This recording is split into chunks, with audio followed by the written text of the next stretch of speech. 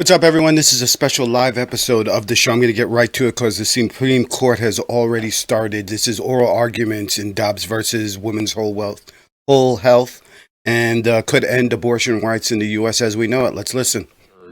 And when the common abortion procedure is brutal. The lower courts held that because the law prohibits abortions before viability, it is unconstitutional no matter what.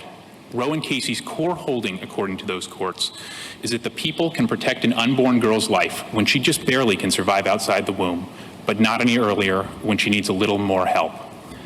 That is the world under Roe and Casey. That is not the world the Constitution promises. The Constitution places its trust in the people. On hard issue after hard issue, the people make this country work. Abortion is a hard issue. It demands the best from all of us, not a judgment by just a few of us.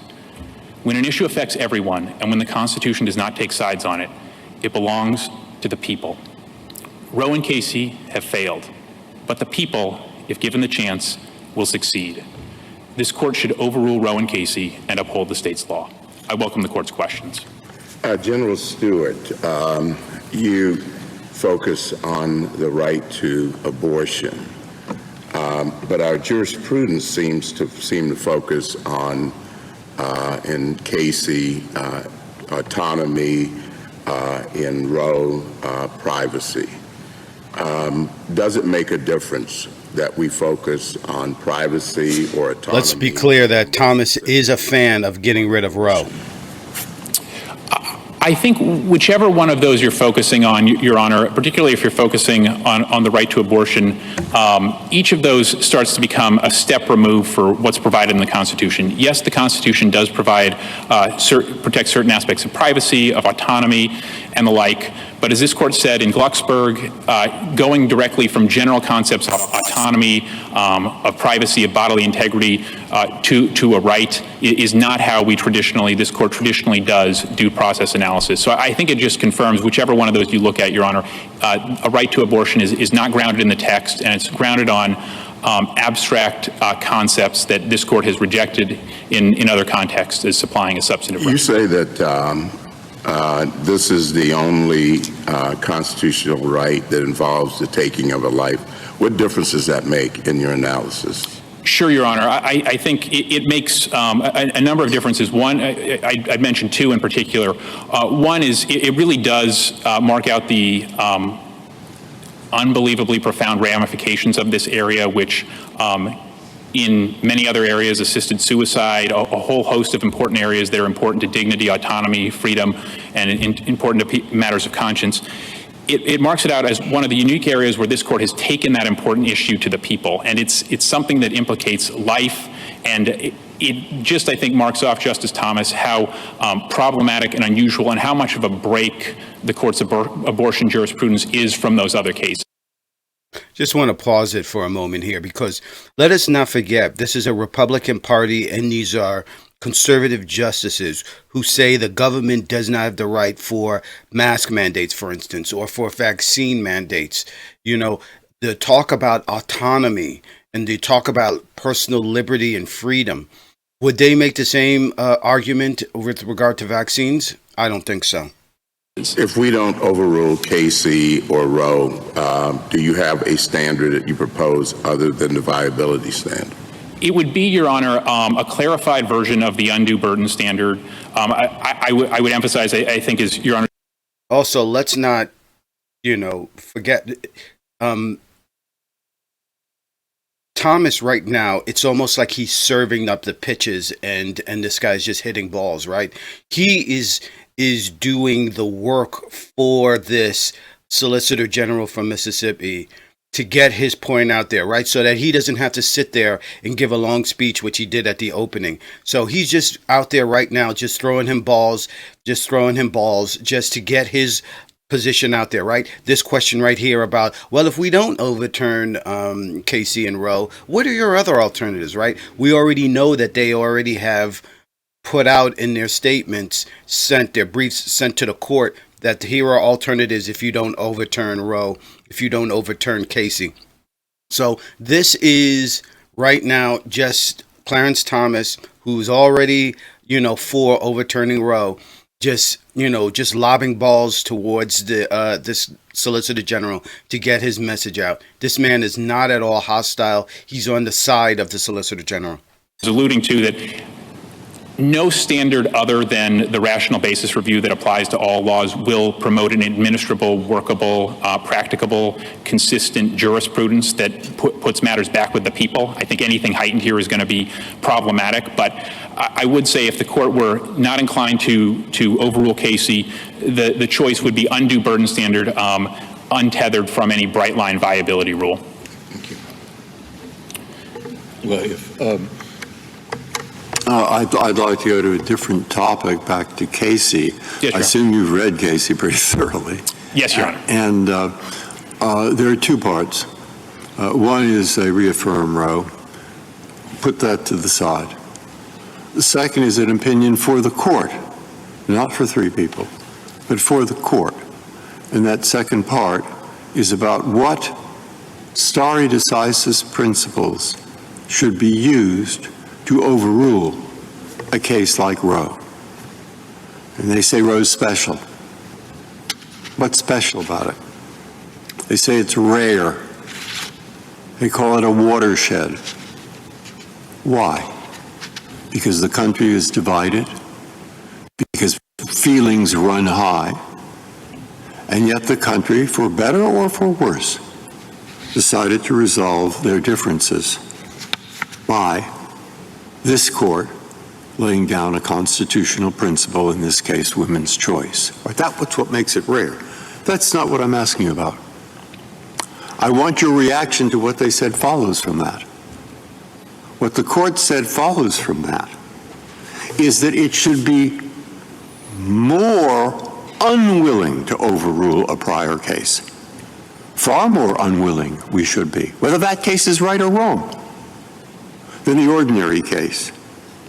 And why? Well, they have a lot of words there, but I'll give you about 10 or 20. There will be inevitable efforts to overturn it. Of course there will. Feelings run high. And it is particularly important to show what we do in overturning a case is grounded in principle and not social pressure, not political pressure. Only, quote, the most convincing justification can show that a later decision overruling, if that's what we did, was anything but a surrender to political pressures or new members. And that is an unjustified repudiation of principles on which the court stakes its authority. And then there are two sentences I'd like to read, because they say they really mean this, the court, not just three. To overrule under fire in the absence of the most compelling reason to re-examine a watershed decision would subvert the court's legitimacy beyond any serious question. And the last sentence, after they quote Potter Stewart on the same point, they say overruling unnecessarily and under pressure would lead to condemnation, the court's loss of confidence in the judiciary, the ability of the court to exercise the judicial power and to function as the Supreme Court of a nation dedicated to the rule of law. Now, that's the opinion of the court. All right? And it's about stare decisis and how we approach it. And I hope everybody reads this. It's at 505 U.S. 854 to 869. All right. What do you say to that? Sure, Justice Breyer. I would say a couple things. I would say we have very closely gone through the factors that the Casey court itself went through in stare decisis. More than half of our brief is devoted to stare decisis. We now have 30 years in the wake of Casey to see what Casey has done and what it hasn't done. Well, it's called some bad things in the eyes of some people and some good things in the eyes of some people. Your Honor. All right. I think, you know, that piece of dialogue, that speech by Breyer, is the reason why that man wants to be on the court and why he was so effective on the court. It was brilliant. All right, go ahead. I'm sorry, Your Honor. What I'd emphasize, Your Honor, is that to the extent that I would not say it was the people that called this court to end the controversy. The people, many people vocally really just wanted to have the matter returned to them so that they could decide it locally, deal with it the way they thought best, and at least have a fighting chance to have their view prevail, which was not given to them under Roe and then as a result under Casey. And I'd also This is such a dangerous argument because he's basically saying that all precedent, Civil Rights Act, just go down the line of all the precedent that comes out of the, that comes out of the court should be given back to the people so that they can debate on it. Right? Casey and Roe is a constitutional right women have. And he's saying these constitutional rights and that part of the Constitution that gives them the right to an abortion, all of this should be given an opportunity to be debated by the people, right? So all laws that a state like a Mississippi or Texas doesn't like should be up for debate. Should we do the same thing with the Second Amendment? I mean, is he arguing that? I hope a justice brings that up. Your Honor, that on stare decisis, just as I said, the last 30 years, workability, developments in the law, factual developments that states can't account for, the workability, the undue burden standard alone, many problems. On all the metrics that Casey was describing, or the vast bulk of them, Casey fails. And I'd also emphasize this as well, Justice Breyer, that Casey was not was not a great example of simply letting precedent stand. It recast Roe's reasoning. It overruled two of the court's most important abortion decisions. It jettisoned the trimester framework of Roe itself and adopted a new standard unknown to other parts of the law. Those are not the hallmarks of precedent, and they've failed under this court's stare decisis. Okay, can I take it that your answer is, yes, you accept the way, the special rule, the rule for the rare watershed, the stare decisis principles for deciding whether to overturn such a case as Roe. You accept that, and you think it's met. I would say yes, in part, Justice Breyer, and here's what I'd emphasize, is that I do think particularly when Casey looked outward and looked to what it saw as pressure, there were pressure on all sides. As Your Honor noted, this is a hot, difficult issue for everyone. That's why it belongs to the people. And I think the conclusion the court drew from that it couldn't provide a good enough example, that it would look unprincipled, those conclusions were, with respect, Justice Breyer. Let's remember, by the way, when he talks about the people, he's talking about the legislature. And when he's talking about the legislature, they're gerrymandered legislatures, right? So it's not the people, it's a plutocracy. At issue in the last 30 years is the line that Casey drew of viability. There has been some difference of opinion with respect to undue burden, but the right of a woman to choose, the right to control her own body, has been clearly set for since Casey and never challenged. You want us to reject that line of viability and adopt something different. 15 justices over 50 years have, or I should say 30 since Casey, have reaffirmed that basic viability line. 4 have said no, 2 of them members of this court, but 15 justices have said yes, of varying political backgrounds. Now, the sponsors of this bill, the House bill in Mississippi, said we're doing it because we have new justices. The newest ban that Mississippi has put in place, the 6-week ban, the Senate sponsor said we're doing it because we have new justices on the Supreme Court. Will this institution survive the stench that this creates in the public perception that the Constitution and its reading are just political acts.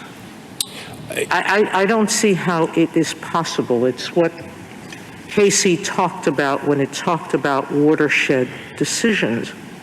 Some of them, Brown versus Board of Education, it mentioned, and this one, have such an entrenched set of expectations in our society that this is what the court decided, this is what we will follow. The word stench is going to be something that we're going to hear all across the newspapers and the social media and the shows all day long, that this is the stench of this ruling, of this decision. That overturns we won't Roe. be able to survive if people believe that everything, including New York versus Sullivan, I could name any other set of rights, including the Second Amendment, by the way. There are many political people who believe the court erred in seeing this as a personal right as opposed to a militia right. If people actually believe that it's all political, how will we survive? How will the court survive?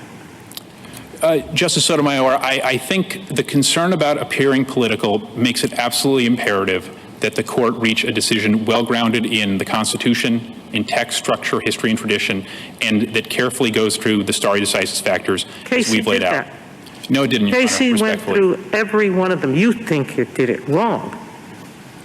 That's your belief. But Casey did that. Well, And you haven't added Your Honor. much to the discussion in your papers as to the errors that Casey made, other than I disagree with them, Casey. Justice Sotomayor, maybe I can highlight two. Casey gave one paragraph to the workability of Roe. It then adopted the undue burden standard, which is perhaps the most unworkable standard in American law. It gave about 3 paragraphs, if memory serves, to reliance, which doesn't account for the last 30 years and the changes that have occurred since Casey. It gave a brief factual view to things that have changed since Roe. Those, of course, are not going to take account of the last 30 years of advancements in medicine, science, all of those things. What are the advancements in medicine? I think it's an advancement in knowledge and concern about such things as fetal pain, what we know the child is doing and looks like and is fully human from a very early... In regular cases, courts decide whether science fits the Daubert standard. Obviously, under the Daubert standard, the minority of people, a gross minority of doctors, who believe fetal pain exists before 24, 25 weeks. It's a huge minority, and one not well-founded in science at all. So I don't see how that really adds anything to the discussion. That a small fringe of doctors believe that pain could be experienced before a cortex is formed doesn't mean that there's been that much of a difference since Casey. We pointed out as an example, Your Honor, of where Roe and Casey improperly preclude states from taking account for these things, and they should be able to be concerned about a fact of. This is, by the way, the concern and how QAnon and a lot of this other nonsense, how dangerous it is on the right, because you get these fringe doctors. I know what it said about viability in Roe, but was viability an issue in the case? I know it wasn't briefed or argued. It was not an issue certainly the way it is an issue here, Your Honor. I think it was to the extent that the court had to reaffirm Roe.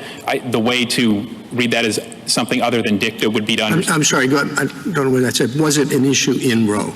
Oh, in Roe? Yeah. I'm sorry, Your Honor. My understanding is no. I mean, the law there was didn't have a viability tag. That was inserted by. In fact, if I remember correctly, and it's an unfortunate source, but it's there. In his papers, Justice Blackman said that the viability line was dicta, and presumably he had some insight on the question. I think, and I'd add, Your Honor, Justice Blackman, and I think as well his papers pointed out the arbitrary nature of it and the line drawing problems in there too.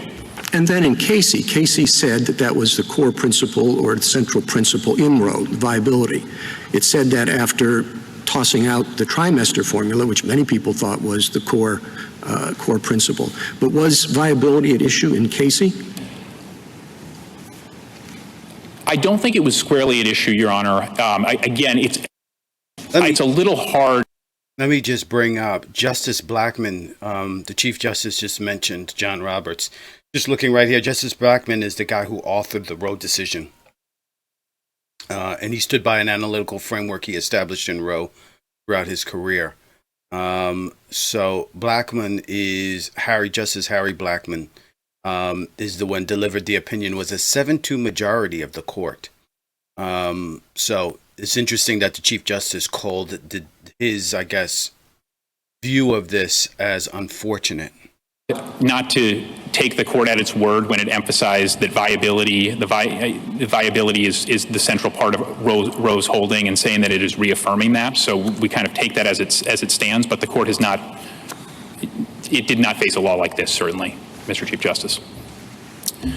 May I finish my inquiry? Of course, Justice Sotomayor.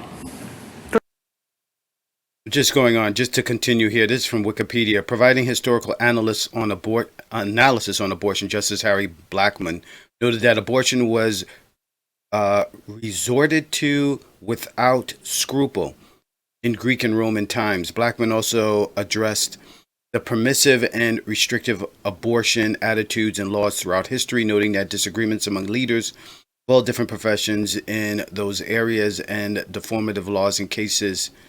Every state had abortion legislation in 1900. So there's history around abortion is part of what he's saying. Virtually every state defines a brain death as death. Yet the literature is filled with episodes of people who are completely and utterly brain dead responding to stimuli. There's about 40% of dead people who, if you touch their feet, the foot will recoil. There are spontaneous acts by dead brain people. So I don't think that a response to by a fetus necessarily proves that there's a sensation of pain or that there's consciousness.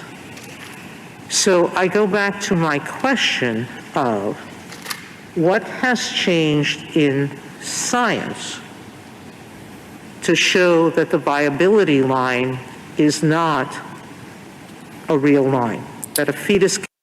I think Sotomayor is going down this avenue because this is probably what they've built their entire argument on.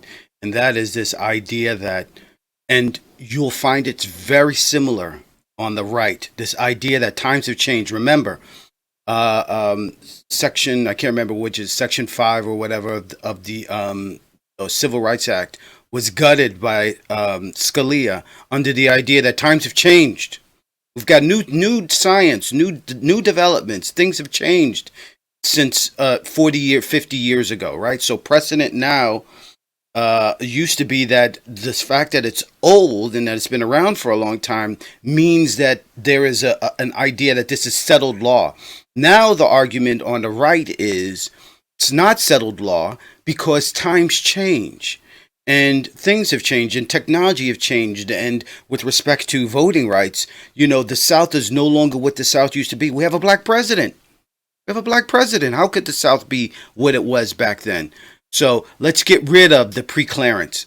Now we've got all of these voter suppression laws. Here with Casey, we've got this new technology.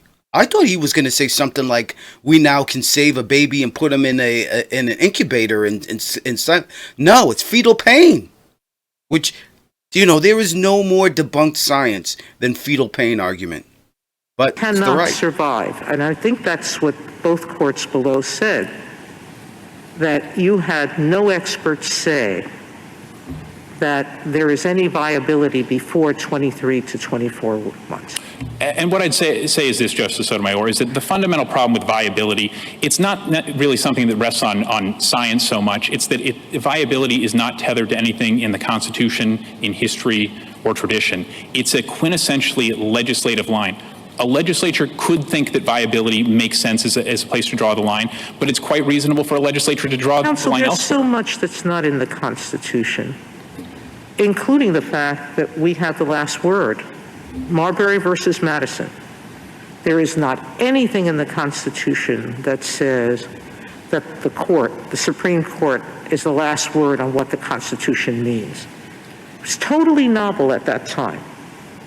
And yet, what the court did was reason from the structure of the Constitution that that's what was intended. And here in Casey and in Roe, the court said there is inherent in our structure that there are certain personal decisions that belong to individuals and the states can't intrude on them.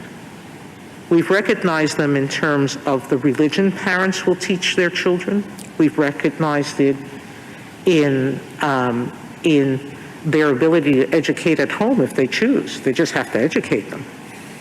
We have recognized that sense of privacy in people's choices about whether to use contraception or not.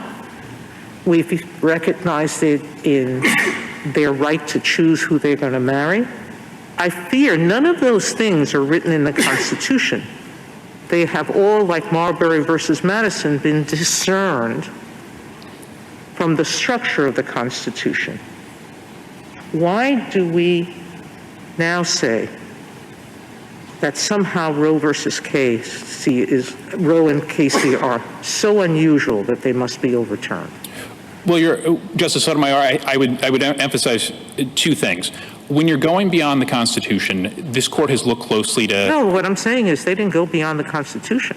Your Honor, they did not deduce those from the structure of the Constitution. They pointed to the 14th Amendment and reasoned that privacy in Roe, autonomy and similar values in Casey led to a right to abortion.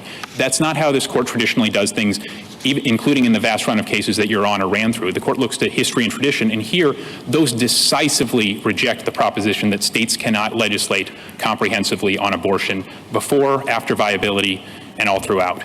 So it's history and tradition, Your Honor.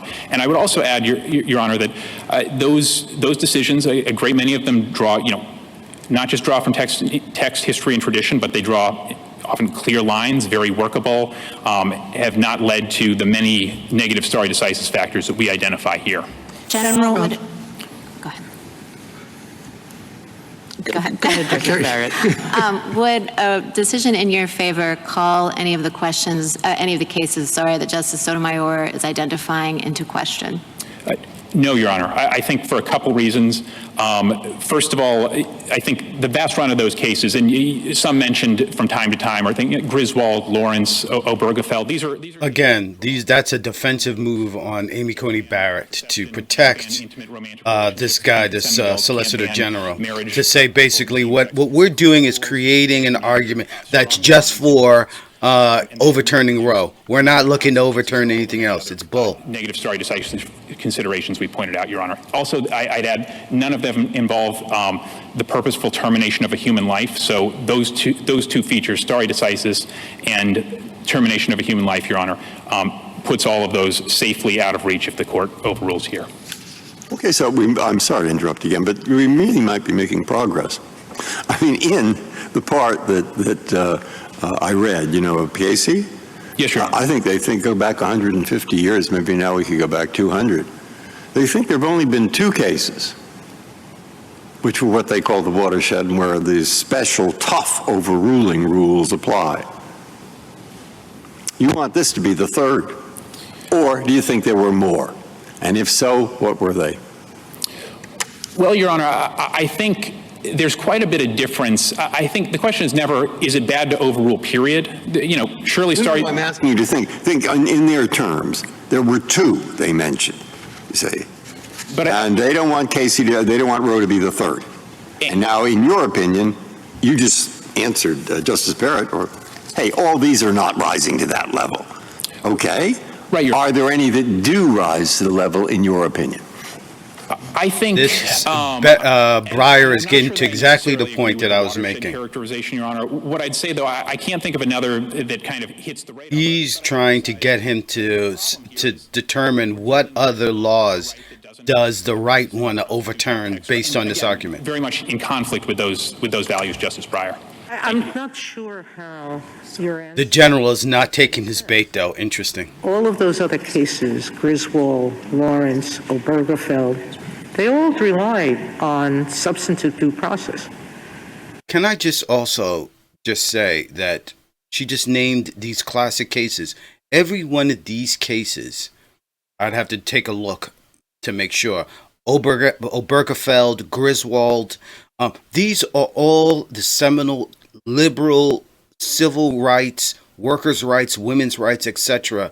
laws that come out of the 1960s, right? When we talk about what it is the right has been trying to do, what it is they're about, what it is supposed to be the Democrats are about, what liberals are supposed to be about, we're supposed to be about shoring up the rights, these rights, to make sure that they are protected, unlike a Joe Manchin, who's talking about this is a center-right country and not a center-left country, right?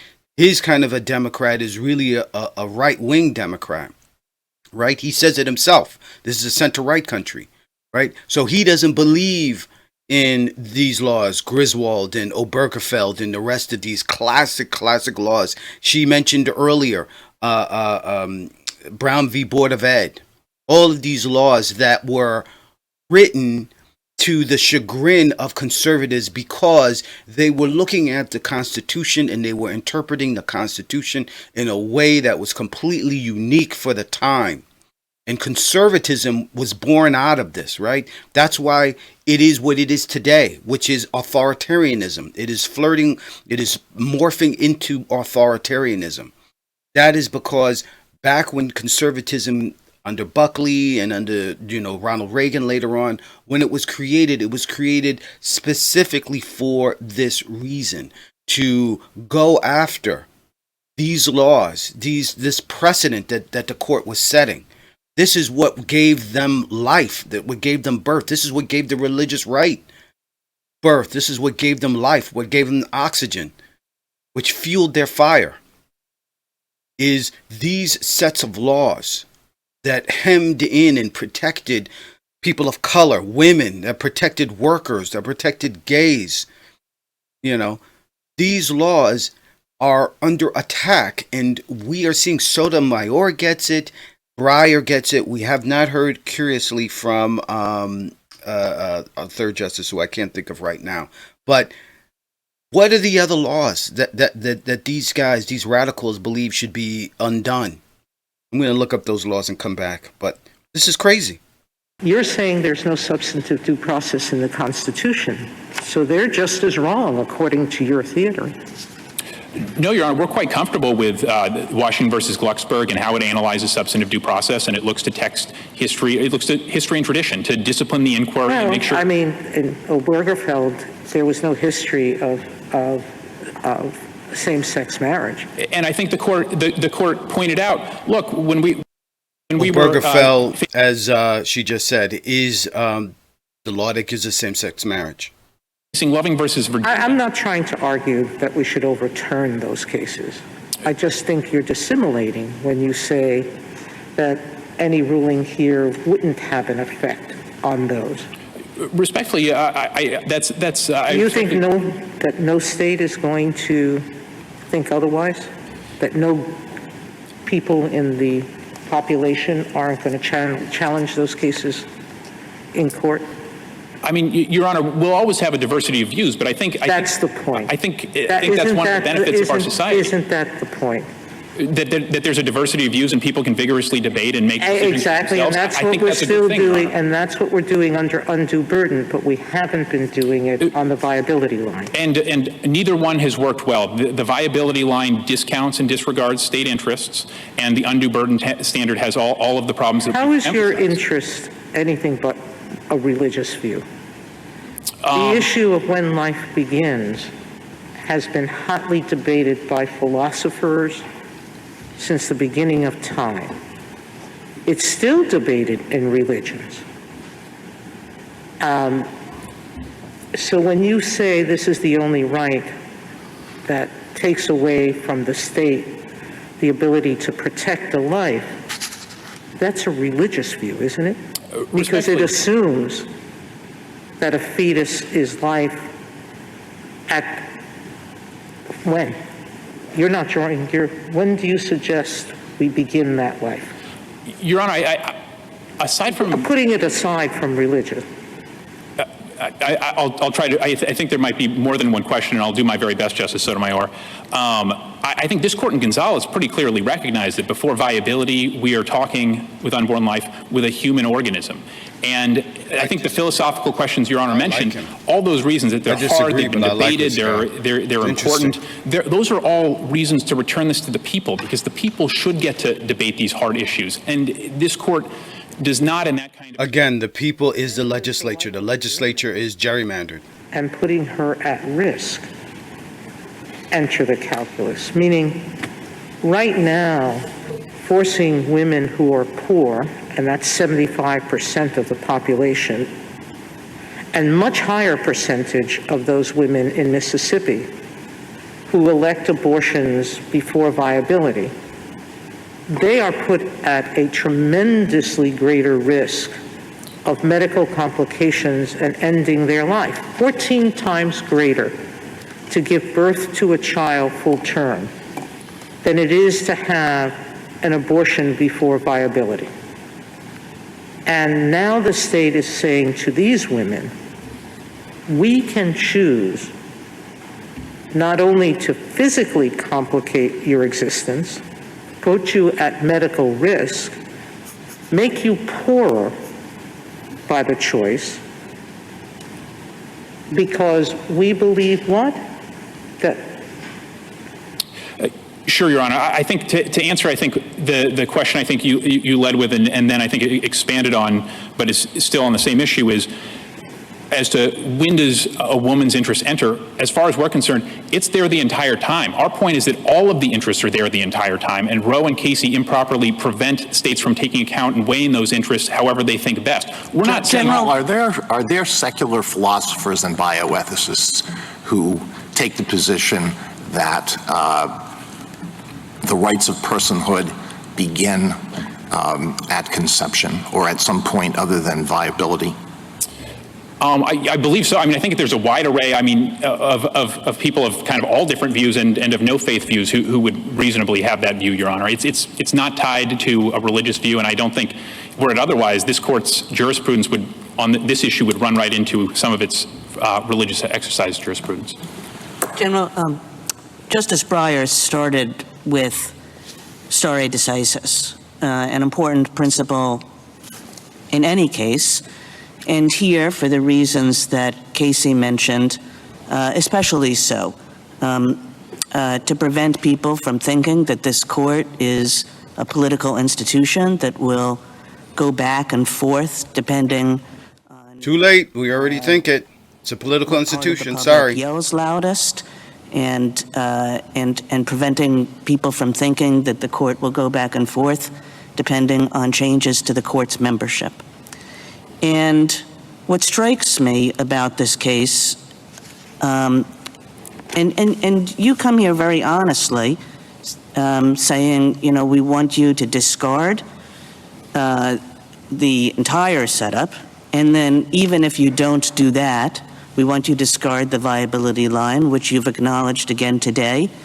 Casey says is the heart, the central principle of Roe. And so usually there has to be a justification, a strong justification in a case like this, beyond the fact that you think the case is wrong. And I guess what strikes me when I look at this case is that, you know, not much has changed since Roe and Casey, that people think it's right or wrong based on the things that they have always thought it was right and wrong for. So the rationale behind those cases has something to do with the autonomy and the freedom and the dignity of women to pursue their lives as they wish to protect their bodily integrity, to make the decisions that are most fundamental to the course of their lives. And always in those cases, there was an understanding that there were important interests on the other side in protecting life or protecting the potential for life, whether people saw it one way or the other way, and that there was a difficult question here and a balance to be made. And I mean, it strikes me that some people think those decisions made the right balance, and some people thought they made the wrong balance. But in the end, we are in the same exact place as we were then, except that we're not, because there's been 50 years of water under the bridge, 50 years of decisions saying that this is part of our law, that this is part of the fabric of women's existence in this country, and that places us in an entirely different situation than if you had come in 50 years ago and made the same arguments. So I guess I just wanted to hear you react to that. Of course, Justice Kagan, thank you. I would emphasize a couple things, Your Honor. The fact that so much time has passed, let's say nothing had changed. That's not a point in Roe and Casey's favor. They have no basis in the Constitution. They adopt a right that purposefully leads to the termination of now millions of human lives. If nothing had changed, they'd be just as bad as they were 30 years ago, 50 years ago. And now we just have decades of damage, and we have a situation where nearly 30 years after Casey, the court unfortunately divides over what Casey, the lead case in the abortion area, even means. The lower courts are left not knowing what to do, as I think kind of a fundamental problem here is, I think, as Justice Gorsuch mentioned, emphasized in his opinion in June Medical, that the problem for lower court judges is the Constitution doesn't give them an answer to this. There's no neutral rule of law, so judges unfortunately have to look within themselves, and that's just never going to solve this issue. But if the matter's returned to the people can deal with it, they can work, they can compromise and reach different solutions. But if we don't do that, we're just going to have all this sort of damage, and at some point it's appropriate for the court to say enough, as it has in some of the great overrulings in Brown and in other cases where it said this is just enough. Justice Harlan had it right in dissent. This is a good argument for overturning the law that gives us a personal right to a gun. We just had a school shooting just the other day. This man is making a great argument for overturning that ruling. I think it was by Scalia. We think there's some balance to be drawn here. But if the court doesn't do that, Justice Kagan, it's just going to be continued damage, and the court will continue to plunge in this political issue. I apologize, Mr. Chief Justice. I've gone over. No, that's all right. I have just a few little, well, not little, I hope, questions. And the first gets back to the issue of viability. In your petition for cert, your first question, and the only one on which we granted review, was whether all pre-viability prohibitions on elective abortions are unconstitutional. And then I think it's fair to say that when you got to the brief on the merits, you kind of shifted gears and talked a lot more about whether or not Roe and Casey should be overruled. And I wanted to give you a chance to explain that. Sure, Your Honor. So a couple points. At the petition stage, we were, of course, we'd identified for the court 3 questions. We emphasized, as you do at the cert stage, hey, this is important. Only this court can resolve it. Not to cut that guy off, but it's the Heller decision is the one that said you have a personal right to a handgun. This is an excellent argument. This guy is saying that we should overturn Heller for the reason when he talks about the amount of damage that's been done. The reality that this argument has not fared well in the lower courts. It's lost in every court of appeals. So, we raised the issue in addition, but once the court granted only the first question, we presented every argument as we, signaled we would present the full-blown constitutional merits argument with that fundamental question. So I'd emphasize that, Your Honor. It was kind of the shift you go from cert stage to merit stage. The court granted one question. That question fairly includes what is the correct standard? Well, it fairly includes the broader arguments you raised. I'm not suggesting that. But on the other hand, it presumably included the viability question as well, because that's what you talked about in that one sentence. And we've addressed that as well, Your Honor. What I'd emphasize here is that The merits arguments of, the validity of Roe and Casey as an original matter, is there a viability rule based in the Constitution? Those are not that complicated or lengthy. The harder questions are, should the court overrule and take that momentous step? And that's why we devote a lot of space to that very important issue. We respect stare decisis and have walked through all those points, but again, focusing on the question presented and presenting our best arguments for that, that's what we've done, Mr. Chief Justice. On stare decisis, I think the first issue you look at is whether or not the decision at issue was wrongly decided. I've actually never quite understood how you evaluate that. Is it wrongly decided based on the legal principles and doctrine when it was decided, or in retrospect? Because Roe, there are a lot of cases around the time of Roe, not of that magnitude, but the same type of analysis that went through exactly the sorts of things we today would say were erroneous. But do we look at it from today's? If we look at it from today's perspective, it's going to be a long list of cases that we're going to say were wrongly decided.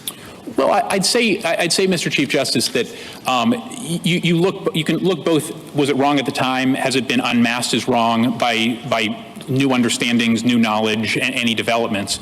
But I don't think, as I think my colloquy with Justice Barrett indicated, the court won't have to be looking at many other areas, because this is an area that has a unique what's very interesting that you got to feel bad to some extent. Well, you don't have to, but some of these judges are there just to overturn Roe. They're literally, that's the first question on their entrance exam on whether they should be a Supreme Court justice for the right.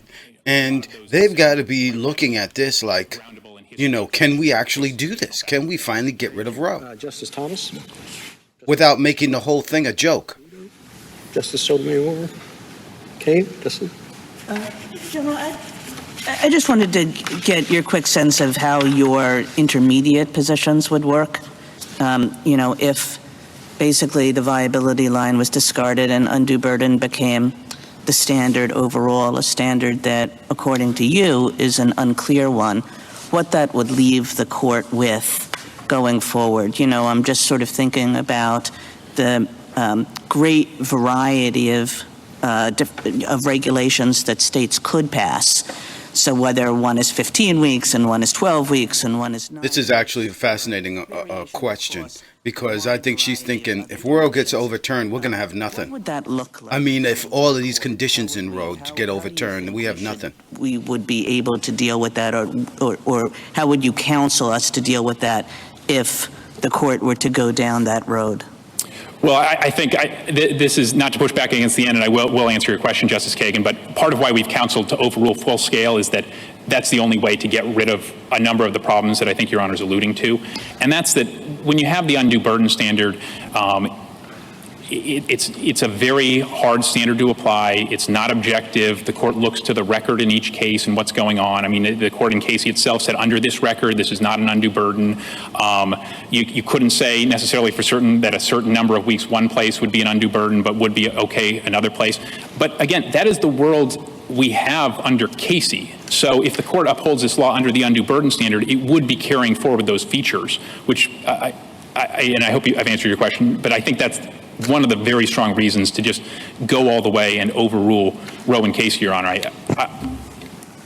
Anyway. So he really sees no way of those laws surviving. Be clear about what you're arguing and not arguing, and to be clear, you're not arguing that the court somehow has the authority to itself prohibit abortion, or that this court has the authority to order the states to prohibit abortion, as I understand it, correct? Correct, Your Honor. As I understand it, you're arguing that the Constitution's silent and therefore neutral on the question of abortion. In other words, that the Constitution's neither pro-life nor pro-choice on the question of abortion, but leaves the issue for the people of the states or perhaps Congress to resolve in the democratic process. Is that accurate? Right. We're saying it's left to the people, Your Honor.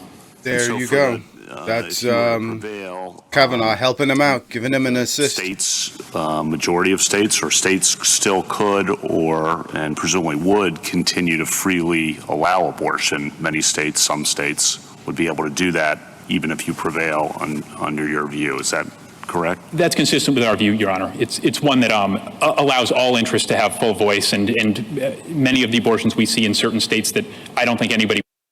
I think one of the things that's very interesting here with respect to this is how much the people are being now asked to make these decisions, right? Because part of the thing is we already know the people is the legislatures, the so-called elected legislatures.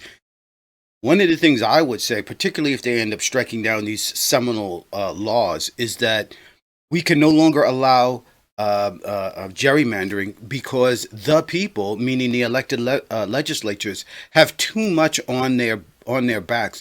They're dealing with too many issues to allow political gerrymandering, to allow racial gerrymandering, to allow any gerrymandering at all. We have to look out for the people in order to make sure that, these issues are decided fairly. That would be an interesting argument to make coming out of these discussions, I think. Would think would be moving to change their laws in a more restrictive direction. Thank you. Thank you, Your Honor. Justice Barrett? General, I have a question that is a little bit of a follow-up to one that Justice Breyer was asking you. That's about stare decisis, and I think a lot of the colloquy you've had with all of us has been about the benefits of stare decisis, which I don't think anyone disputes. And of course, no one can dispute because it's part of our stare decisis doctrine that it's not an inexorable command and that there are some circumstances in which overruling is possible. We have Plessy, Brett Brown, we have Bowers versus Hardwick to Lawrence. But in thinking about stare decisis, which is obviously the core of this case, how should we be thinking about it? I mean, Justice Breyer pointed out that in Casey, and in some respects, well, it was a different conception of stare decisis insofar as it very explicitly took into account public reaction.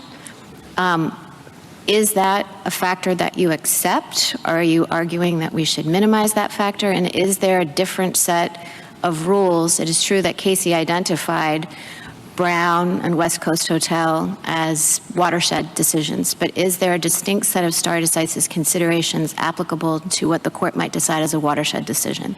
I don't think there should be Amy Coney Barrett is very important here. This question is very important. Why?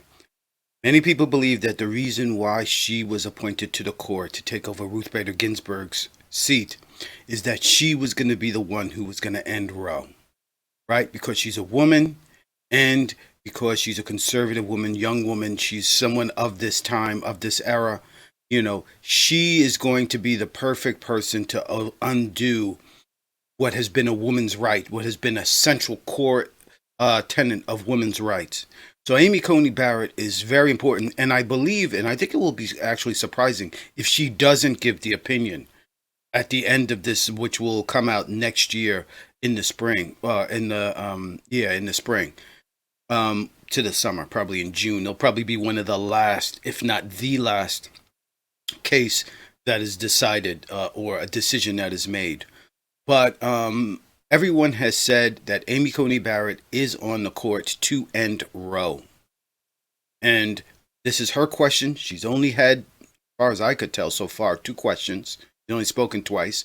She will probably speak more so when the person representing women's health.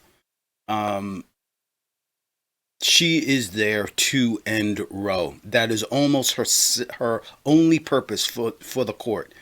She's a conservative, right-wing, ultra-conservative, right-wing, theocratic justice who was put on the court specifically, like, this is her job. Like, you know how the joke that goes, you've got one job? This is her job, her one job. Amy Coney Barrett was to end Roe. And I think she's going to write the decision. That's what the speculation is. I would be surprised if she didn't. Maybe Thomas would, or somebody who's had more of a salivating, at the idea of ending Roe. But this is important to get her frame of reference and her frame of view on this issue. Set of considerations there. And I think it's also significant that the only thing that you're hearing from the right is precedent. Everything else, they're pretty much on board. All the arguments about states having the right, viability not being an issue anymore, the issue of I don't think anyone has even brought up the health of the mother so far. I'm sure that will come on the other side of this. But only thing that they're concerned about is what kind of precedent are we creating? Are we going to have a left-wing Supreme Court one day overturn Heller and use these decisions that are made today, these arguments made by this right-winger today, to overturn all of the work that they're doing right now to get rid of precedent that's been around for 50 years, right? So they're trying to get from this lawyer a good response or a good rebuttal to the idea that this isn't really overturning precedent. And actually, Roe was terribly decided, right? There's two arguments so far that this guy is making. Is that Roe was terribly decided. Chapter and verse. Blackman was wrong on everything. Viability and all of that stuff is not, and it is up to the states. And the other big thing is that time has passed.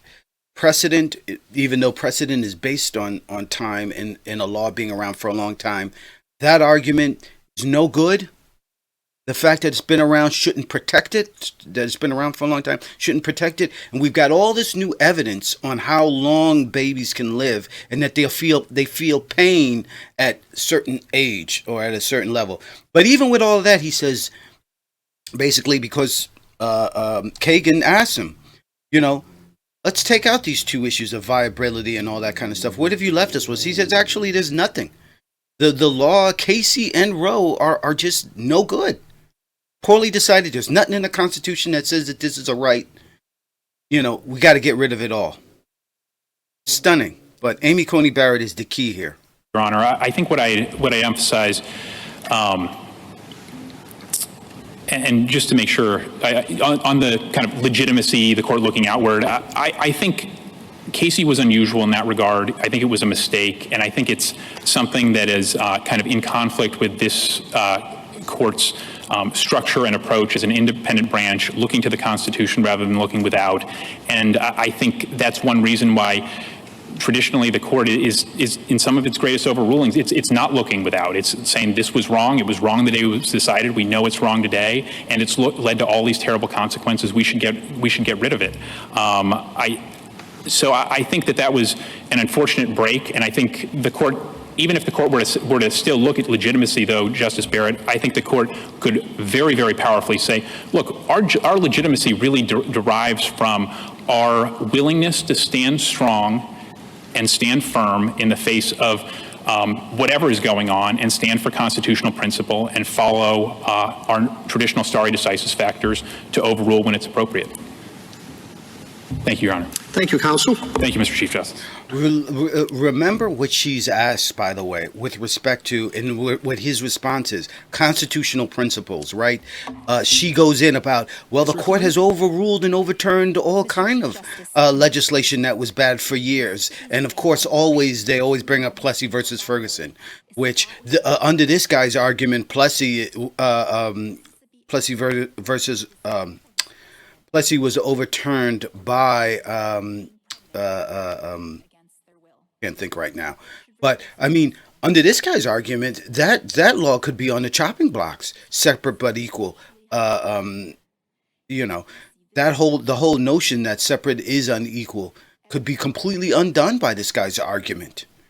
Brown v. Board of Ed is what I'm thinking. Was a rule of law and a component of liberty it could not renounce. The question then is not whether Roe should be overturned, but whether Casey was egregiously wrong to adhere to Roe's central holding. Second, Casey and Roe were correct.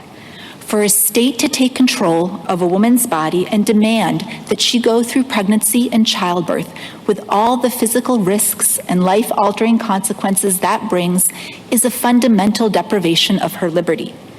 Preserving a woman's right to make this decision until viability protects her liberty while logically balancing the other interests at stake. Third, eliminating or reducing the right to abortion will propel women backwards. 2 generations have now relied on this right, and 1 out of every 4 women makes the decision to end a pregnancy. Mississippi's ban would particularly hurt women with a major health or life change during the course of a pregnancy, poor women who are twice as likely to be delayed in accessing care, and young people or those on contraception who take longer to All recognize a right, pregnancy. I'm going to actually speed up to because avoid I'm a little profound bit damage behind to on women's this. liberty, equality. Going to Gonna go, see and if- it's actually going to look a lot like what we saw when this committee. What the hell are they Abortion talking will about on? I just have one question. I assume you, from your brief, you're relying on an autonomy theory. Both bodily integrity and the ability to make decisions related to family, marriage, and childbearing, Your Honor. Shortly, some years after we decided Casey, we had a case out of South Carolina, I believe, involved a woman who had been convicted of criminal child neglect because she ingested cocaine during pregnancy. In her case was post-viability, so it doesn't fit in the facts of this case. If she had ingested cocaine pre-viability, Doesn't fit in this case, but I'm going to ask it the same anyway. negative consequences to her child, do you think the state had an interest in enforcing that law against her?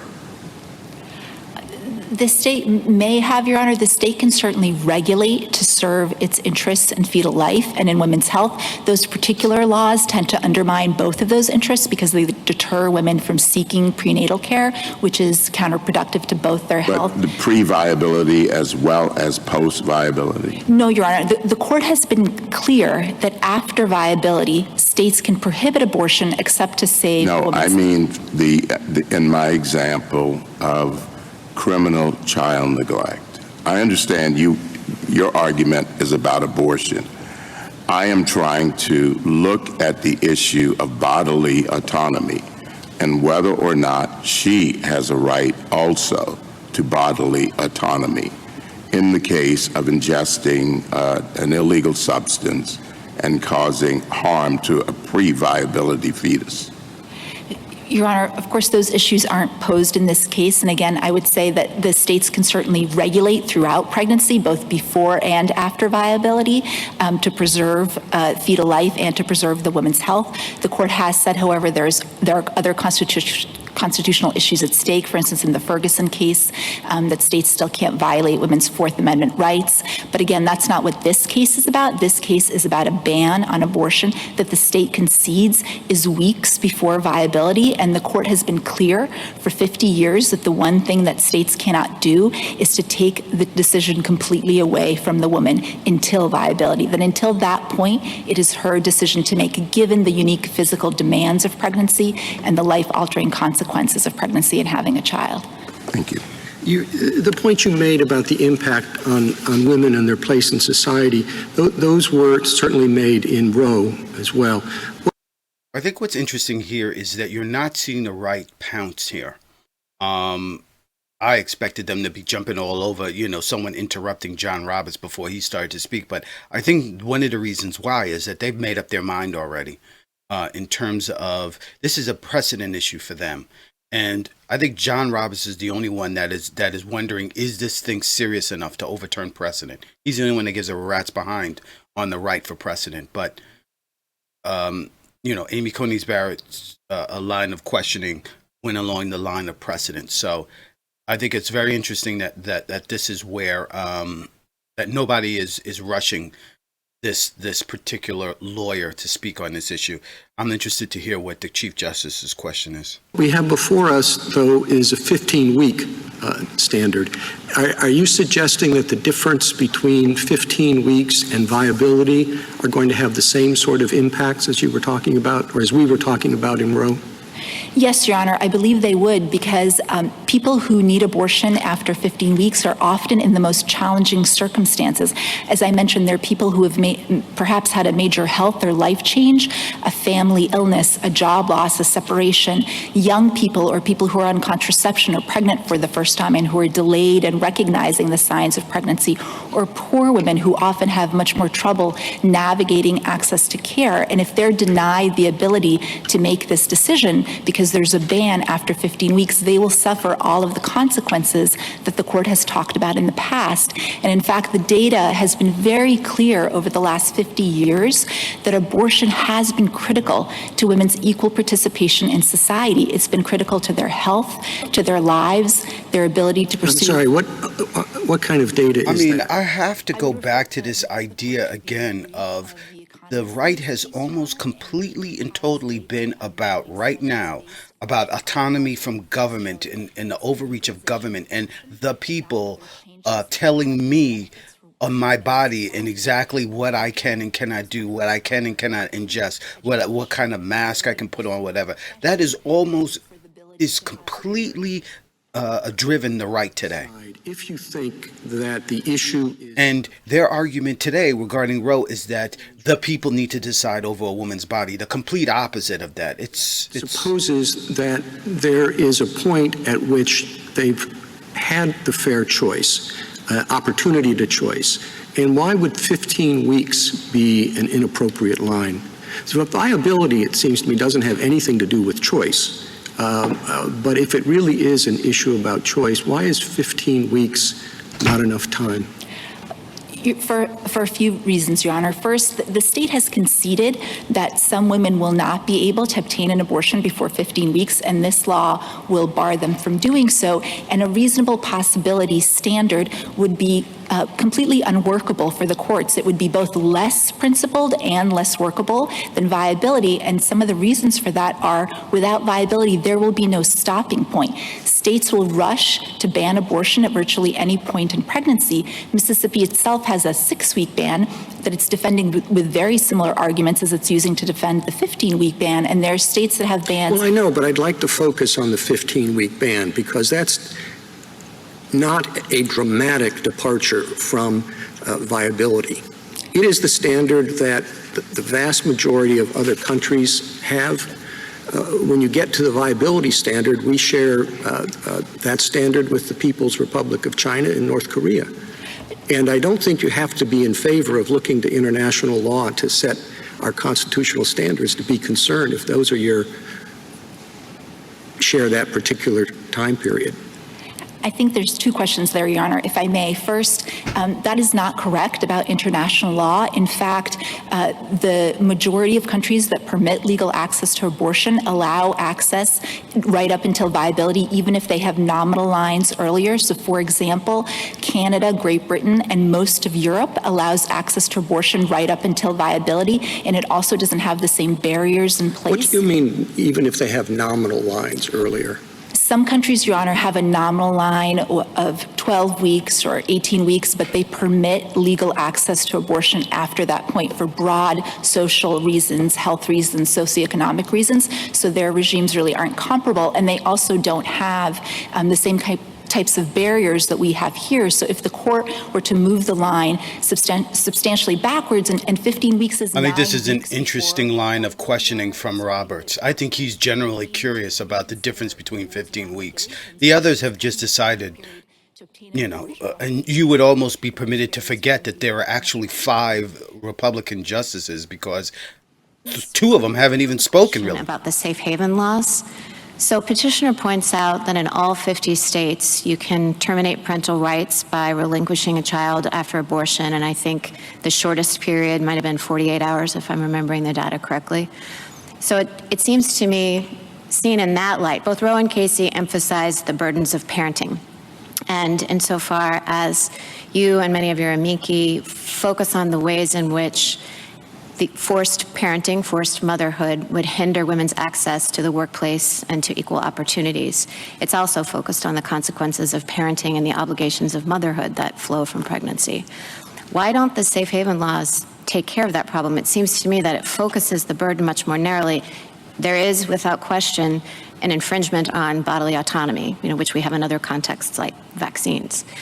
However, it doesn't seem to me to follow that pregnancy and then parenthood are all part of the same burden. And so it seems to me that the choice more focused would be between, say, the ability to get an abortion at 23 weeks or the state requiring the woman to go 15, 16 weeks more and then terminate parental rights at the conclusion. Why didn't you address the safe haven laws, and why don't they matter?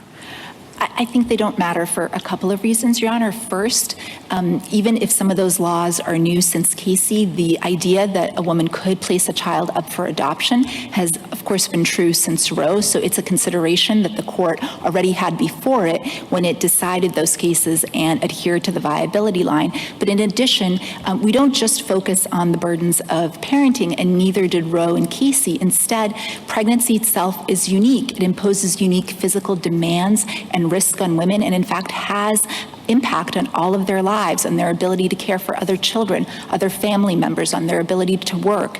And in particular, in Mississippi, those risks are alarmingly high. It's 75 times more dangerous to give birth in Mississippi than it is to have a pre-viability abortion, and those risks are disproportionately threatening the lives of women of color. So are you saying, I mean, actually, as I read Roe and Casey, they don't talk very much about adoption. It's a passing reference that means out of the obligations of parenthood. But as I hear this answer, then are you saying that the right, as you conceive of it, is grounded primarily in the bearing of the child and the carrying of pregnancy, and not so much looking forward into the consequences on professional opportunities and work life and economic burdens? No, Your Honor, I believe it's both, and that is exactly how Casey talked about it. It talked about the two strands of cases that supported the right. One was the strand of cases supporting bodily integrity, and it cited to cases like Cruzan and Riggins versus Nevada. And the second was the strand of cases supporting decisional autonomy, and specifically decisions related to childbearing, marriage, and procreation, decisions like Griswold, Loving. And so it's really both strands that we're relying on here. May I ask you a question about stare decisis, counsel? Your colleagues on the other side have emphasized that Casey rejected Roe's trimester framework and replaced it with an undue burden standard. They argue that the undue burden standard was not well known to the law before that.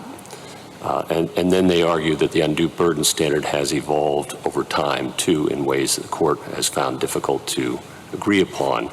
In Hellerstedt, for example, they point out in their briefs that the court seemed to suggest that a court should consider both the benefits and the burdens associated with the proposed restriction. In June Medical, more recently, the court splintered on that same question, whether benefits could be considered or only burdens. And so the argument goes that this has proved to be putting aside all the other obviously difficult questions in the case, that the standard itself has proved difficult to administer, and that is relevant to the stare decisis analysis. And I just wanted to give you an opportunity to respond. Yes, Your Honor. The first point I'd like to make is the undue burden test is not at issue in this case. That is the test that applies to regulations, not prohibitions, and the state has conceded that this is a prohibition. In fact, that's the title of this law, is an act to prohibit abortion after 15 weeks. And the only thing that's at issue in this case is the viability line, and the viability line has been enduringly workable. The lower federal courts have applied it consistently and uniformly for 50 years, and the Fifth Circuit here below had no difficulty striking down this law unanimously 3-0. So it's been an exceedingly workable standard. And if I may return to your question, Mr. Chief Justice, a reasonable possibility standard would not be workable. It would ultimately boil down to an argument that states can prohibit a category of women from exercising a constitutional right merely because of the number of people in the category, and that's just not how constitutional rights work. A state would never say that it could ban religious services on a Wednesday evening, for example, simply because most people could attend religious services on another night of the week. So I actually just wanted to, that's helpful, I think. I just want to make sure I understand what you're telling me, counsel, that if the court were to, in this case, step past viability and apply undue burden, the undue burden test to regulations prior to viability, you would agree with the other side, I think, that that's not a workable standard. Is that a fair understanding of what you're telling the court? No, Your Honor. I believe think that would be workable? I believe that, if I may clarify, I believe the undue burden test has been workable for regulations. That I understand that. If it were to apply, if the court were to, and I thought this is what you were saying in response to the Chief Justice, but maybe I'm mistaken, Please correct me if I am, but what is your argument against applying the undue burden standard prior to viability? If the undue burden standard, as this court laid out in Casey, which includes the viability line, is applied. I'm asking, I know we're fighting the hypothetical here, counsel, all right? Accept the hypothetical. Hypothetically, the court were to extend the undue burden standard to regulations prior to viability.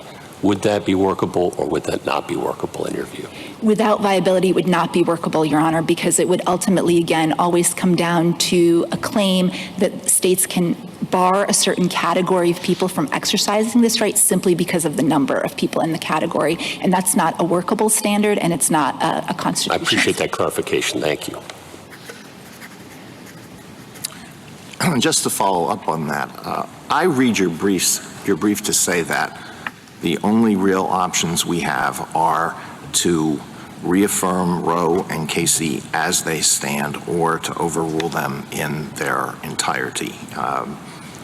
You say that, quote, there are no half measures here. Is that a correct understanding of your brief?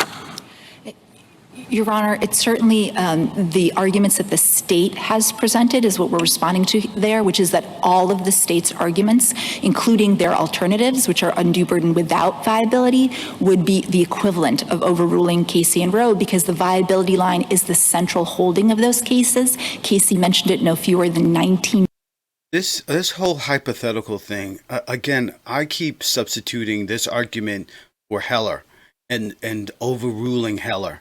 And, you know, I know that these justices are smart, and they know that the way that they frame this ruling, they're going to want to make this as narrow so that it can only be used whatever argument they come up with. And that's why they're asking the questions the way hypotheticals the way that they are, because whatever ruling they want to come down to, they want to come as close, and it's going to be surgical, as close to making this only applicable overturn of precedent for Casey and Roe.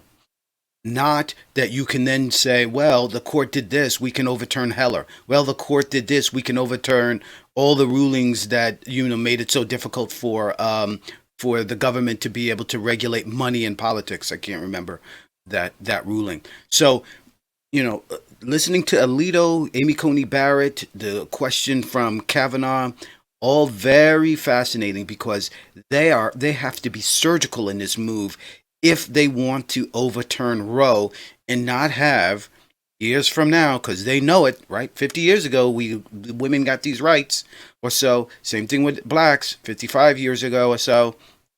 They could easily see in less than that time, 10 years, 15 years, they could see all of their work that they've just done within the last couple of years undone by their own rulings. So these questions are really surgical, because they need to be able to come up with a decision that makes this only about Roe and cannot be used for any other precedent-setting decisions that they've made. Times, and the court in June Medical just a year ago affirmed that the viability line is the central holding of both Casey and Roe. Well, you do emphasize that the court drew the line at viability in Roe and reaffirmed that in Casey, and that is certainly something that we have to take very seriously into consideration. But suppose we were considering that question now for the first time. I'm sure you know the arguments about the viability line as well as I do, probably better than I do. What would you say in defense of that line? What would you say to the argument that has been made many times by people who are pro-choice and pro-life that the line really doesn't make any sense, that it is, as Justice Blackman himself described it, arbitrary? If a woman wants to be free of the burdens of pregnancy, that interest does not disappear the moment the viability line is crossed. Isn't that right? No, Your Honor. And if I may make a few points to answer your question. First, I think the state views viability as arbitrary because it completely discounts the woman's interest. But viability... No, but does a woman have, upon reaching the point of viability, does not the woman have the same interest that she had before viability in being free of this pregnancy that she no longer wants to continue? Viability is a principled line, Your Honor, because in ordering the I'm interest... trying to see whether it is a principled line. Yes, you agree with me, at least on that point, that a woman still has the same interest in terminating her pregnancy after the viability line has been crossed? Yes, Your Honor, but the court balanced the interest, and in ordering the interest at stake... Interest on the other side. The fetus has an interest in having a life, and that doesn't change, does it, from the point before viability to the point after viability? In some people's view, it doesn't, Your Honor, but what the court said is that those philosophical differences couldn't be resolved in a way... That's what I'm getting at. What is the philosophical argument, the secular philosophical argument for saying this is the appropriate line? There are those who say that the rights of personhood should be considered to have taken hold at a point when the fetus acquires certain independent characteristics. But viability is dependent on medical technology and medical practice. It has changed. It may continue to change. No, Your Honor, it is principled because in ordering the interest at stake, the court had to set a line between conception and birth, and it logically looked at the fetus's ability to survive separately as a legal line because it's objectively verifiable and doesn't require the court to resolve the philosophical issues at stake. I just want to focus on stare decisis for a little bit. I found my colleague, Justice Breyer's comments quite compelling. I'm not quite sure how they play out in... Stare decisis, of course, is precedent. It is certainly true that we cannot base our decisions on whether they're popular or not with the people. Casey seemed to say we shouldn't base our decisions not only on that, but whether they're going to seem popular. And it seemed to me to have a paradoxical conclusion that the more unpopular the decisions are, the firmer the court should be in not departing from prior precedent. It's sort of a super stare decisis, but it's super stare decisis for what are regarded as, by many, as the most erroneous decisions. Do you think there is that category, or is it just normal stare decisis? I think it is precedent on precedent, Your Honor, because Casey did the stare decisis analysis for Roe. So the question before this court is whether that stare decisis analysis was egregiously wrong. And if I may answer your earlier question about whether viability was squarely at issue in Casey, it clearly was, Your Honor. At pages 869 to 871, the court squarely addressed viability because the government had made the argument that viability was arbitrary. I appreciate that Casey addressed it, but that's different than saying it was at issue. It said it was the central principle of Roe because it was pretty much all that was left after they were done dealing with the rest of it. And the regulations in Casey had no applicability or not depending upon where viability was. They applied throughout the whole range, period. So if they didn't say anything about viability, it's like what Justice Blackman said when discussing among his colleagues, which is a good reason not to have papers out that early, is that they don't have to address the line drawing at all in Roe. And they didn't have to address the line drawing at all in Casey.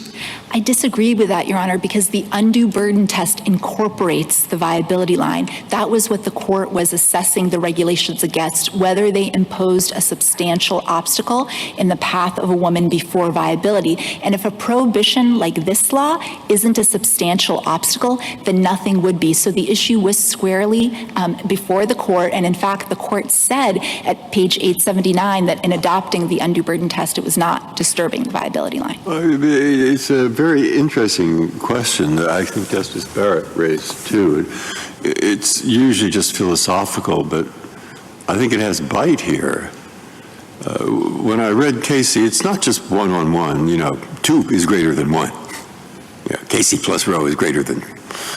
They're making a point that we're an institution perhaps more than a court of appeals or a district court. It's Hamilton's point. No purse, no sword, and yet we have to have public support. And that comes primarily, says Casey. I wonder if it was O'Connor who wrote that. I don't know.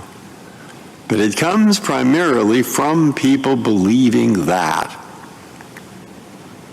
we do our job, we use reason, we don't look to just what's popular. And that's where we're seeing the paradox.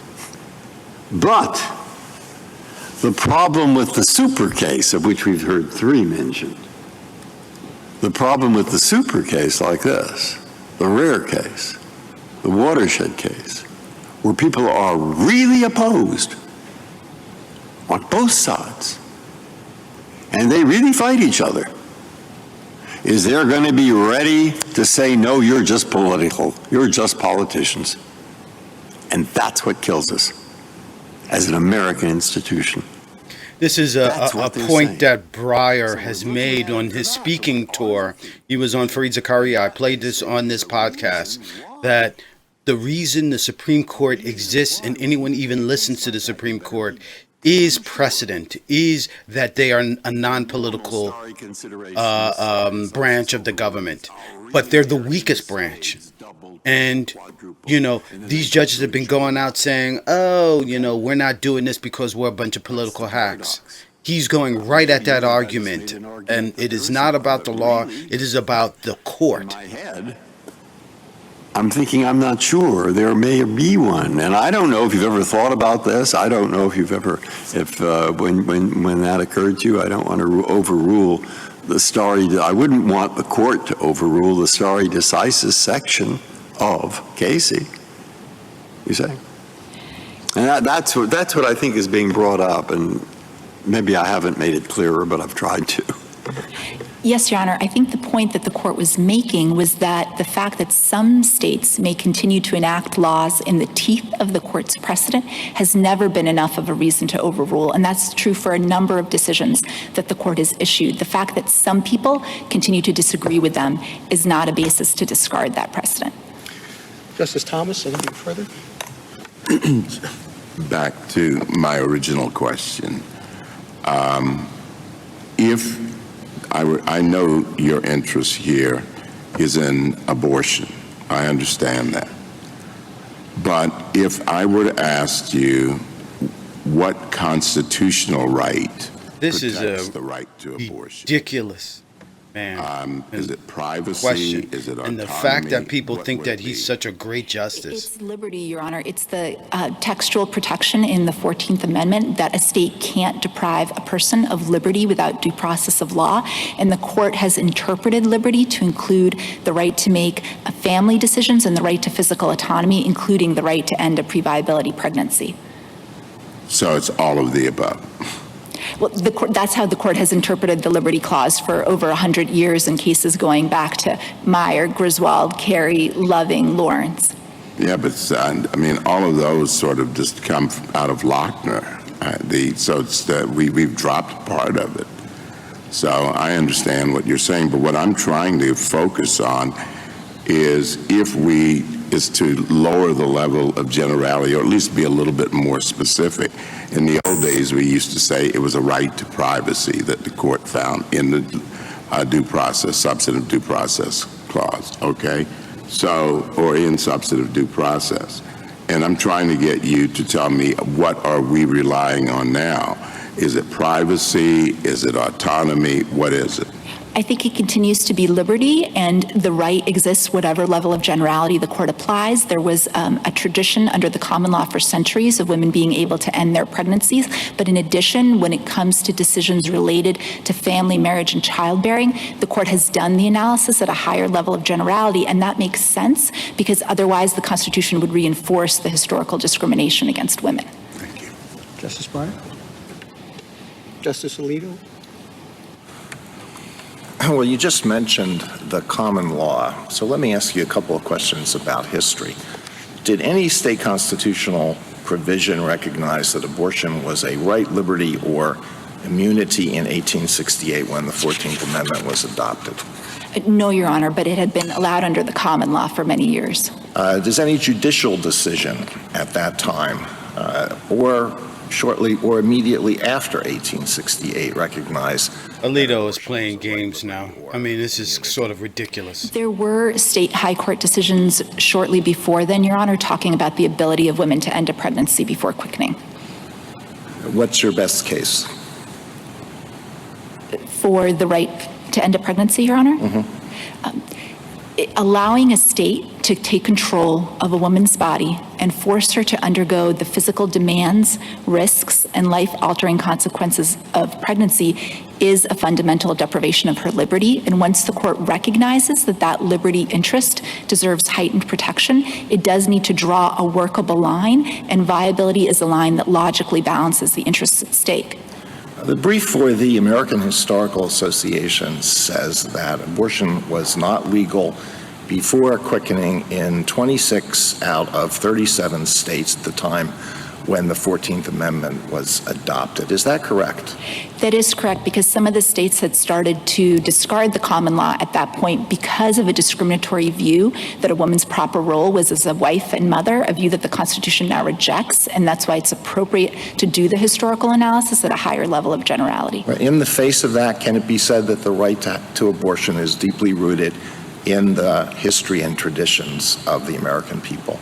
Yes, it can, Your Honor. Again, at the founding, women were able to end their pregnancy under the common law. And in fact, this court in Glucksburg specifically discussed Casey as a decision based on history and tradition. And at note 19 specifically called out and relied on Roe's conclusion that at the time of the founding and well into the 1800s, women had... This is almost like an academic discussion now. I mean, this is it's kind of silly. Analysis. Who was the author of that article? I apologize, Your Honor. I don't remember the author. I know that the court spent many pages of the opinion doing a historical analysis. There's also a brief on behalf of several key American historian associations that go through that history in detail, because there's even more information now that supports Roe's legal conclusions. All right, thank you.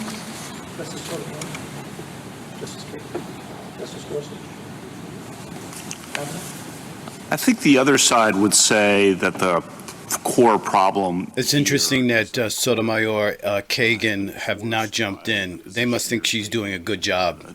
The case is to pick sides on the most contentious social debate in American This is, life. by the way, Brett Kavanaugh's MO, is to talk about what the other side would say. The Constitution is neutral on the question of abortion, the text and history, that the Constitution's neither pro-life nor pro-choice on the question of abortion. And they would say, therefore, it should be left to the people, to the states, or to Congress. And I think they also then continue, because the Constitution is neutral, that this court should be scrupulously neutral on the question of abortion, neither pro-choice nor pro-life. But because they say the Constitution doesn't give us the authority, we should leave it to the states, and we should be scrupulously neutral on the question. And that they are saying here, I think, that we should return to a position of neutrality on that contentious social issue, rather than continuing to pick sides on that issue. You know, this is kind of a very curious argument that's being made, and it's something interesting I think a lot of Republicans make nowadays, because they seem to be arguing against their own ability to enforce the law, particularly laws that they don't like. They just don't see the role for the Supreme Court to do anything about these laws. It's an interesting argument. Sometimes I hear, you know, when we talk about in Congress, not enforcing and encouraging people to flout summonses by the House of Representatives. It's like all of a sudden the rule of law and their ability to put, summonses out there for folks, all of a sudden, people shouldn't have to go in front of Congress. This is a partisan thing. This is for political reasons, so we should just ignore the law. This is Kavanaugh is basically making an argument against the Supreme Court. Questions and others. I mean, what do you need a Supreme Court for if you are just allowing the states to make all these decisions? The history of how the courts applied stare decisis, and when you really did. This is interesting. Neil Katyal says, MSNBC legal analyst, he says, Kavanaugh asked the most important question of the argument so far because he is likely needed as a vote to uphold Roe. He says the Mississippi position isn't pro-life. It is silent on the question of abortion and should be up to the states and the people. It is as sympathetic a question to Mississippi as could be asked. Into it, history tells a somewhat different story, I think, than is sometimes assumed. If you think about some of the most important cases, the most consequential cases in this court's history, there's a string of them where the cases overruled precedent. Brown v. Board, outlawed separate but equal. Baker versus Carr, which set the stage for one person, one vote. West Coast Hotel, which recognized the state's authority to regulate business. Miranda versus Arizona, which required police to give warnings when about the right to remain silent and to have an attorney present to suspects in criminal custody. Lawrence v. Texas, which said that the state may not prohibit same-sex conduct. Knapp versus Ohio, which held that the exclusionary rule applies to state criminal prosecutions to exclude evidence obtained in violation of the Fourth Amendment. Gideon versus Wainwright, which guaranteed the right to counsel in criminal cases. Obergefell, which recognized a constitutional right to same-sex marriage. In each of those cases, and that's a list, and I could go on, and those are some of the most consequential and important in the court's history, the court overruled precedent. And it turns out if the court in those cases had listened and they were presented with arguments in those cases, adhere to precedent. In Brown v. Board, adhere to Plessy. In West Coast Hotel, adhere to Atkins and adhere to Lochner. And if the court had done that in those cases, the country would be a much different place. So I assume you agree with most, if not all, the cases I listed there where the court overruled precedent. So the question on stare decisis is why, if, and I know you disagree with what I'm about to say in the if we think that the prior precedents are seriously wrong, if that, why then doesn't the history of this court's practice with respect to those cases tell us that the right answer is actually to return to the position of neutrality and not stick with those precedents in the same way that all those other cases didn't? Because the view that a previous precedent is wrong, Your Honor, has never been enough for this court to overrule, and it certainly shouldn't be enough here when there's 50 years of precedent. Instead, the court has required something else, a special justification, and the state doesn't come forward with any special justification.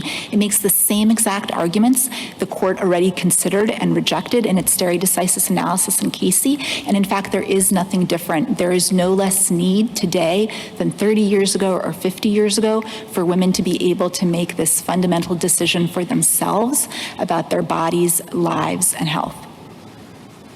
Thank you. Justice Barrett? I want to ask you a follow-up question. The Chief was asking about the viability line and if that was the right place, if that's the right line to draw. So let's take it out of the question of stare decisis and imagine that there's a state constitution that's identical to the 14th Amendment's due process clause. And a state Supreme Court has to decide as a matter of state constitutional law what the scope of an abortion right is. And the second trimester ends at 27 weeks. And so that state Supreme Court says, we think that the right exists in an absolute sense that the state cannot take away the right up to 27 weeks, and then after that adopts an undue burden standard. As a matter of first principles, is that line acceptable as a matter of constitutional law? Your Honor, it may be, but I think that the question in this case is whether a line is obviously more principled or obviously more workable than viability because of this very decisive context. That's the Roe framework, basically the trimester. Why wouldn't that be workable if you pick a line and say the end of the second trimester, 27 weeks, third trimester, states' interests increase? I don't understand why 27 weeks is less workable than 24. I'm not trying to suggest it is, Your Honor. And what I was trying to suggest is that the viability line is a principled and workable line. So to change it, there would have to be a new line that's obviously more principled and more workable. And the line that the court has drawn actually... But that's stare decisis. I'm asking as a matter of first principles. As a matter of first principle, the viability line makes sense because if the state constitution is the same... As a matter of prudential judgment, it's not constitutionally required as a matter of first principles because in fact, we could decide to be more protective and say 27 weeks end of the second trimester. You could, Your Honor, but the viability line makes sense given the protection for liberty because it comes from the This argument, Amy Coney Barrett just basically saying, forget precedent. They've already forgotten precedent. Other constitutional contexts like the Fourth and Fifth Amendment. And the viability line, as I mentioned, makes sense because it focuses on the fetus's ability to survive separately, which is an appropriate legal line because it's objectively verifiable and doesn't delve into philosophical questions about when life begins. Thank you, counsel. All right. I think that's it, ladies and gentlemen. I don't think that it's going any further than that, and we're way over. This is history in the making. I think I'll be interested to see what's going on in terms of what the possible decisions are going to be, what the analysis of what happened today. But it seems to me that they've got the votes to overturn Roe. And it'll be very interesting to me to see what comes of this, because if Roe is overturned, then it's game over in terms of women's rights, the core women's rights. And it's interesting that it's happening now before the midterms. Will it have an effect? Will it get women out there voting for Democrats? Will we see all kinds of decisions being made? Maybe this will galvanize the right, although I don't know why they would, since they seem to have the votes. But this is, people are going to be looking back at this day, I think, particularly if Roe is overturned. They're going to be looking back at this day for generations as to what transpired today, the arguments and the decisions that were made. We're also going to be, particularly if Roe is overturned in 10 years, 5 years, 10 years, the court is changed. Either additional seats are added or people leave or retire or die or whatever. We are going to see the arguments made in this case used against precedent that these right-wingers have created over the last 20 years or so, even including here. Heller will be on the chopping block, as well as any decision that's made today or any other decision that's sort of taking a meat axe to so-called precedent that has been towards the right-wing precedent. So, Ahmaud Arbery decision, by the way, we talked about that last time. Of course, I think it was the right decision. I think it was a clearer decision than anything else. Certainly more than Rittenhouse. Rittenhouse was much more difficult decision to make, I think, because of the self-defense argument there. And I think that you had to, with Rittenhouse, believe that this kid was out there intimidating people with his AR-15. I don't think that there was really a good argument, anything video or whatever, that said that he was doing that. The best argument that you could have made would have been the gun charges, which the judge got rid of early on. I think the other best argument you could have made is that for the people of that community to be against some stranger coming in from out of town with a gun and shooting and killing possible residents in that state. The prosecution didn't sort of go down that direction at all. So Rittenhouse case was very difficult, doomed, I would almost say, from the beginning. Ahmaud Arbery case, I think, was equally somewhat clearer, although I expected people, because this is the Deep South, And I expected, and we already knew from the judge that race appeared to be a factor in the decision making. They were striking judges all over the place. They were striking jurors that were black. They only were able to get 1 black and 11 white jurors. I think that alone was something that made it very, made it very possible that this was going to go the way of the McMichaels and Bryant. But it didn't go that way. And as some have said, that at least one of these, I think his name is Greg McMichael, his lawyer thought that they could go that direction, and it did not work at all. The guilty verdicts were, I think that in terms of history of people have called it black lynchings, or, it's definitely a hunting of black men.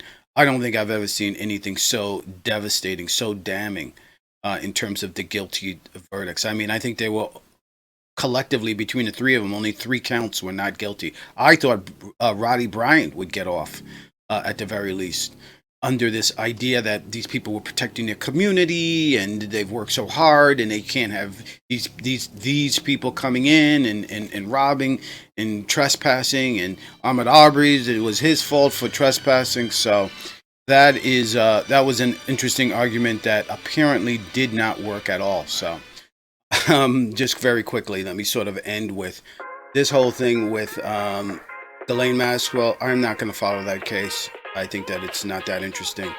The other argument that's going on right now is still Elizabeth Holmes is on the stand testifying. She's claiming, as people expected, that she was a victim of abuse by her boyfriend. People were expecting that. She's now, I think, being cross-examined. There's no footage of it, so it's not as compelling as the McMichaels and the Rittenhouse. So that's one of the reasons why I'm not even really talking much about it anymore, except sort of reading about it when I can. I may, next week on Monday, when the show returns at its regular time slot, may discuss that a little bit more. Anyway, that's it for this show. I will be back again with another show on Monday. I hope everyone has a great weekend, and we will see you, or I will see you on the next one. Thanks for watching.